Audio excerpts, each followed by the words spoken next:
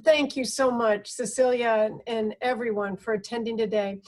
I'm going to give you an executive overview of where we are and where we've been and how we plan to survive the pandemic.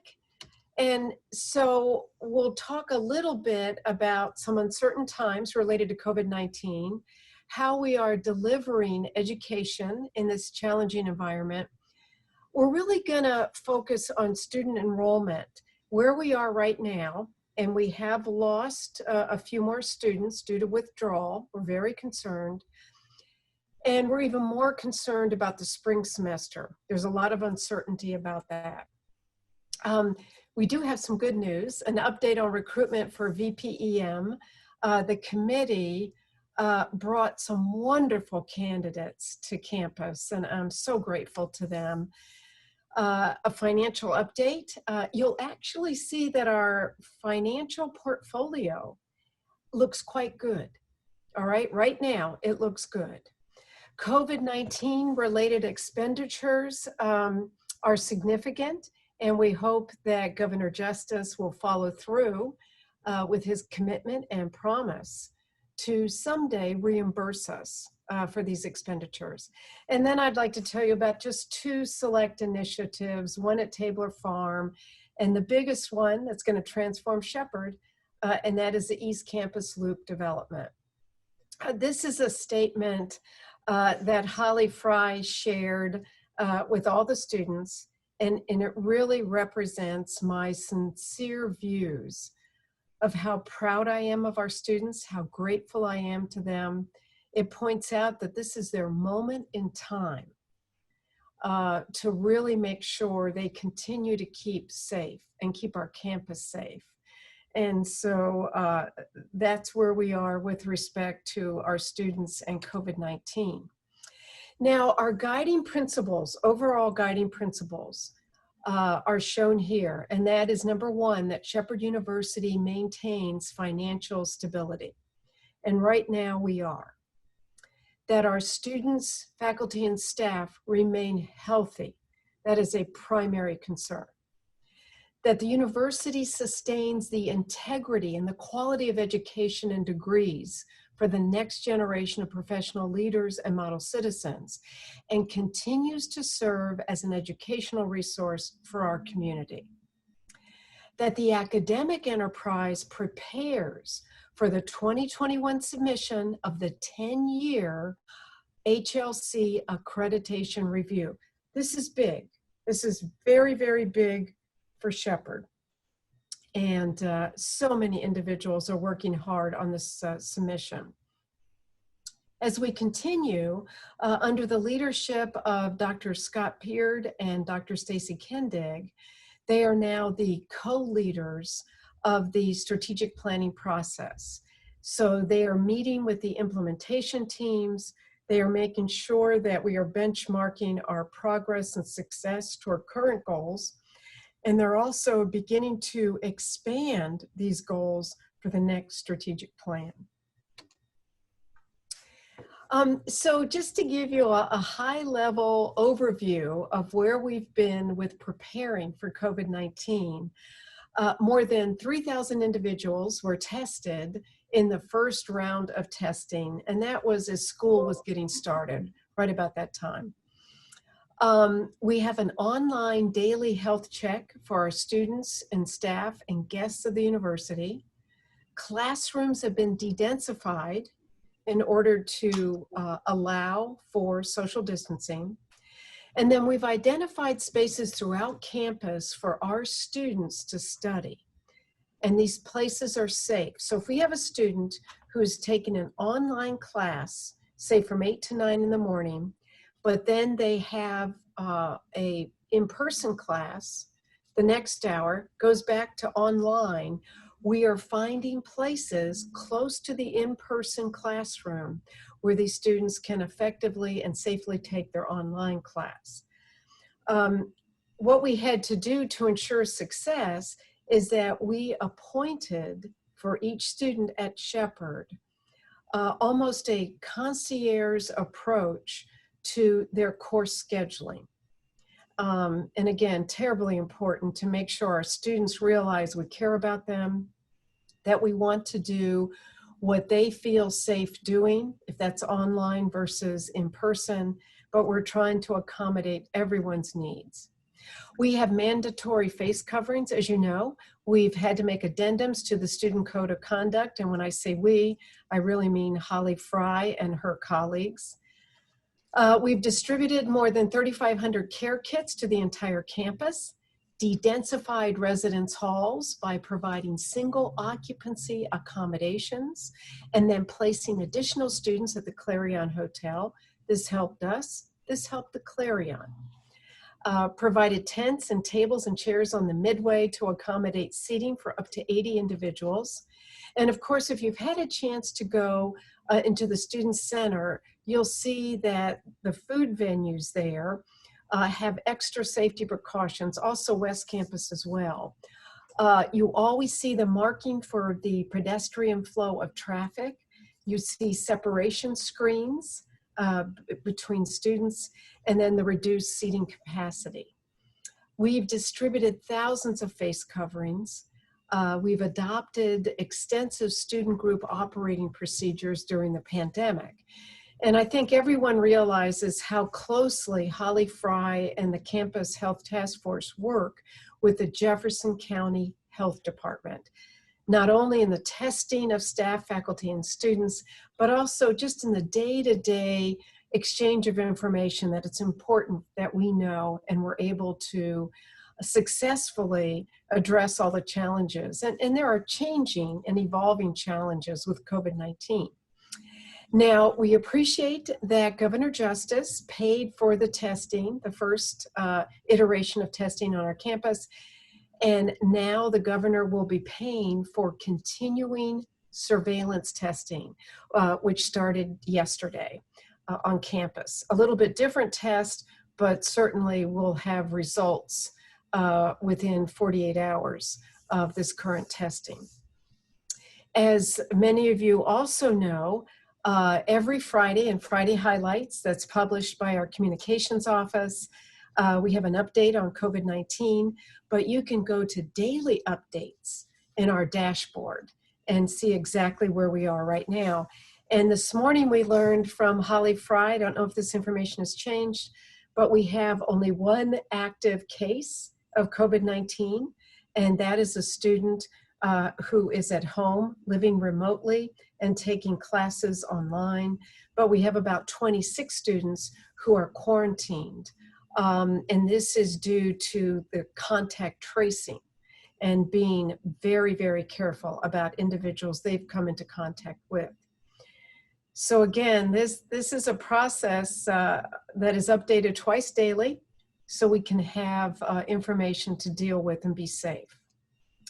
Now, classroom protocols for ensuring campus safety. I won't read through everything, but as you know, this has been a very deliberate and collective team approach to keeping classrooms safe, de-densified, always making sure we have hand sanitizers available.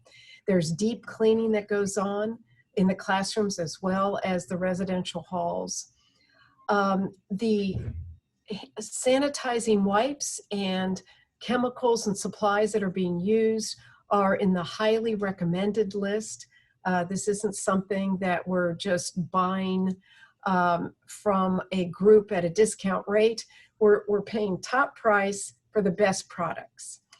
Now, how can we be confident that our efforts to remove the SARS-CoV-2 from campus services has been successful? That is because we have engaged in a partnership with Assured Biolab, and there are samples that are taken from different areas of our campus before and after they've been cleaned, also in our quality air handlers, and these are sent to Assured Biolab and they return the results. And so far, there has been no SARS-CoV-2 detected in any of the samples that have been sent. So this is important.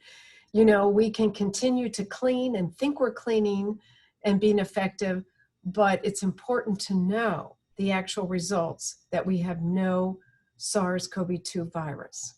So what additional measures are we taking? We're focused on our air handling systems and having devices that can be deployed to different areas on campus that show us the quality of the air. And this is very important as well. So a special thank you to everyone who has worked hard to keep us safe. The Campus Health Task Force under the leadership of Holly Fry. You see all the wonderful members of the task force. But I also have to say equal partnership and recognition goes to our facilities workers. They are the ones on the front line, making sure that everything is clean and safe for all of us. Also, a special acknowledgement to KDART, Chase Molden and Michael Mendez for everything they did in generating more than 3,000 PPE items for first responders, faculty, staff, students, and community members. Community members know to contact Shepherd University if they wish to have any type of PPE item made. Also, I'm very proud to share with you that the development of the N95 mask model by KDART and her colleagues was adopted by the West Virginia National Guard, and they refer to it as the Shepherd mask. Wherever they go, this has been mass produced for everyone who needs it in the state of West Virginia. And of course, the 3D lab designed and created hundreds of custom-made protective acrylic screens and partitions for utilization across this campus. All we had to do was pay for the materials, and the fabrication lab really saved us a lot of money. And we just appreciate everything they've done. Delivering education has been challenging in this environment. Here you see that we have a combination of online courses, hybrid courses, and then in-person courses. And you can see it's almost equally split here, 30%, 35, 35. We want to ensure a safe environment. Everyone has to be flexible. At a moment's notice, everything could go online. We stay connected with our students, qualified faculty. They've received very good instruction in best practices for providing online training, and the resources are impeccable. The Center for Teaching and Learning has just been remarkable in what they've been able to do and offer. Enrollment management. So here's where we get to our special daily focus. So in addition to looking at COVID-19, number of cases evolving, emerging, we also look at our student enrollment. So if we look here at the fall build, what we currently have in number of students, and you can see the various categories from continuing undergraduate, first time in college, all the way through total university enrollment. And then we look at the fall targets, okay, shown here. So we can see percent of target. In some areas, we're very good. We are over the 100% mark of what we have and what we thought our target was going to be. In other areas, we're a bit down, decreased. And here you can see, I would say most concerning, we are down in our non-degree undergraduates. We had hoped we were going to have 600 students. We only had 253. Non-degree graduates, you can see we hit the target. But overall, we have about a 90% of target rate. And compared to this time last year, overall, we're down at least 6% in our total enrollment, at least 6%. That is better than most of the other West Virginia institutions. But we had hoped we'd be doing better. I can't give you any concrete information about the spring other than we are concerned. And we should have this information in about 2 to 3 weeks. So it'll be information about who's registered, maybe who has been able to transfer into Shepherd those applications. So in 2 to 3 weeks, stay tuned. I want to be fully transparent exactly where we are so we know what we're dealing with. To date, we have not had to furlough anyone, terminate anyone based on our finances. And it is our hope, as we count every penny, that we are not going to have to go down that road. So, you know, a question everyone asks is, how can we help? And right now, the best way to help is to get the word out about how safe we are on our campus with respect to COVID-19. Because I believe that students and parents are most concerned about the safety of our campus, okay? Safety of our campus. And maybe what that would involve is that might attract more students to transfer to Shepherd, even if it's for just a spring semester. Come to Shepherd, be safe, spring semester. Maybe after that, after the vaccine comes out, maybe you'll go back to the college or university you were currently attending, but don't lose any time in your education. Join us for the spring. So that's how you could help us, word of mouth. Update on recruitment of the Vice President for Enrollment Management. We had 56 applications, which was tremendous for this position. You can see how many applicants were reviewed in the first round. We had 5 individuals scheduled to join for the second round, but I will tell you, these very good candidates were receiving job offers that they started to accept. So over the last week, we had 2 great, outstanding finalists come to campus. I am looking forward to hearing from the committee and any of you who had the chance to interview these candidates. What are your thoughts? Who do you think is the best candidate who could join us and really help us advance enrollment management? I think we're ahead of schedule. I think the final recommendation is going to come down next week from the committee.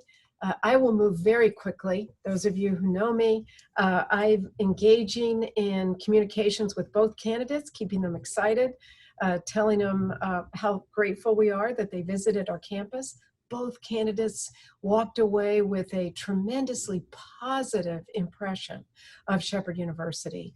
And so I thank Richie Stevens and all the members of the committee who have been able to get us to this point. When we look at the financial overview, what we see is the following. We instituted no increase in tuition and fees for the FY 2021 year, and this is the year we're currently in, the fiscal year. For room and board, we did not charge single rates where we could have made more money, but we thought it was most fair because we asked all of our students to have single occupancy, that everyone then only be charged a double occupancy rate. Shepherd lost some money on this, but it was the right thing to do for our students and their parents. Here you can see that our fall enrollment aligns with our FY 2021 budget for tuition and fees, which is slightly above what it was this time last year. State appropriation remains unchanged for this fiscal year. And remember, last year we had an increase in our appropriation, which we greatly appreciated. And this allowed us to contribute to a significant budget reduction in our deficit from $4.5 million down to $1.6 million. So we didn't take that money and spend it. We really put it on the deficit because we believe within the next year and a half, we'll be able to completely wipe out that deficit. So let's look at specifics. Here's the budget for FY 2020. And you can see the pre-audited numbers shown here. Revenue was down a bit. This is the budget for FY 2021. We're being very conservative. As you see here, we expect our revenue to be maybe just $50.8 million. We expect our expenses to be 53.7, okay, as shown here. If we get to the bottom line, days of cash on hand, we expect to have 73 days of cash on hand, better than last year, okay? When we started out this time last year. And again, we expect to eliminate this deficit by year end next fiscal year. We are doing better than most other West Virginia institutions with days of cash on hand. And this is important to remember. It really is. Now, where we would like to make a difference, if you will, is so far, we have spent to date over $400,000 for COVID-19 related expenditures. And all that is included in our budget assumptions that I just shared with you. That's a lot of money, right? By the end of this fiscal year, it could be over $500,000. The governor of this state promised that we would be reimbursed for these expenses. We have not been reimbursed to date. So every week, usually on a Friday afternoon, I send a note to HEPC, as well as to the staff of Senator Manchin and Senator Capito. It's the same note, it's just a different date. And I remind them that we still look forward to receiving these reimbursements. That is critical, absolutely critical. And they always thank me for my email. So that's kind of where we are. Oh my gosh. Okay, just actually 3 initiatives. This one has been accomplished over the summer under Holly Fry's leadership. The Civility Code for Shepherd University has been created. And this is really taking the best of several different codes of conduct that were already in our system, but making them very available, clear, transparent in one civility code shown here. Our values: committed, accountable, respectful, evolving. Now, this civility code is posted in every building on every floor. And the reason for that is that our students, if they see a violation in civility code, they have one number to call. Faculty, one number to call. Staff, one number to call. And you can talk with someone about the civility code violation that you have seen. And there will be an immediate response. There is a team in place to now address concerns and violations. This is very important, and I will tell you that these numbers have been called since school has started. This does work, all right? So please feel free to use this information effectively. Tabler Farm. I just want to brag just a little bit about all of the accomplishments of Dr. Peter Villa and Dr. Jeff Groff. They have spent countless hours at the farm creating energy through solar panels. It's been fantastic. They've been able to generate grant funding from the USDA as well as Home Depot and other groups. They are constructing an aquaponics laboratory, which we'll hear about very soon. There is an ADA accessible raised garden beds constructed by Harpers Ferry Job Corps. During this pandemic, from March to the present time, the farm has provided a great deal of food to Shepherd Shares. And this is food that has been distributed to local families during COVID-19. It's been greatly appreciated. It has made everyone feel good at the farm. Lots of trees have been planted, pear trees, peach trees. I can't wait until they start generating wonderful fruit. Maybe it'll be shared with all of us. I'd also like to point out this adorable little box.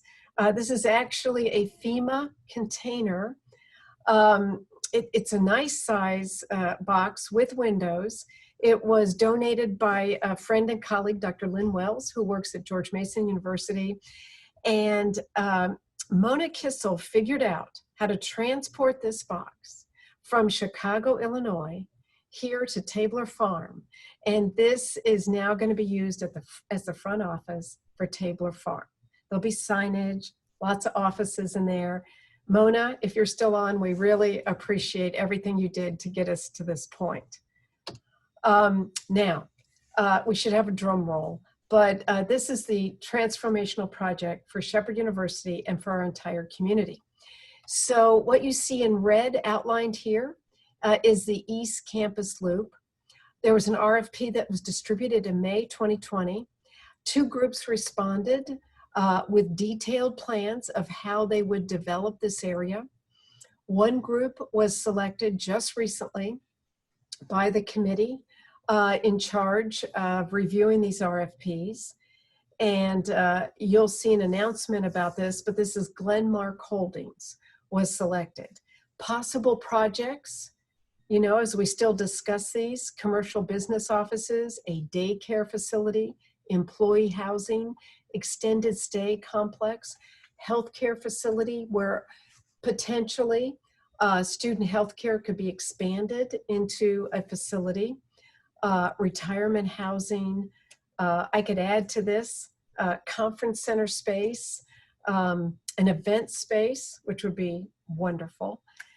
So anyway, we're just beginning the discussions. The whole campus will have the opportunity to meet the developers and talk about their ideas, because boy, we've heard a lot of ideas, all good. Shepherd University food service vendor is now Airmark. And I will say this, they are very open to receiving your suggestions. So if you tried something and you loved it, you tell them. If you tried it and it wasn't quite right, you tell them. They like the feedback. And what we're hearing from our students is that the feedback is much more positive than it was with Chartwell's. And believe me, Airmark and everyone is delivering food in a different way during COVID-19. So we look forward to post-COVID-19 food delivery. And the last slide is just a thank you to everyone for all of your efforts in keeping us safe. It really has been a collective effort. So we want everyone just to stay safe, stay informed, and stay well because we're helping each other.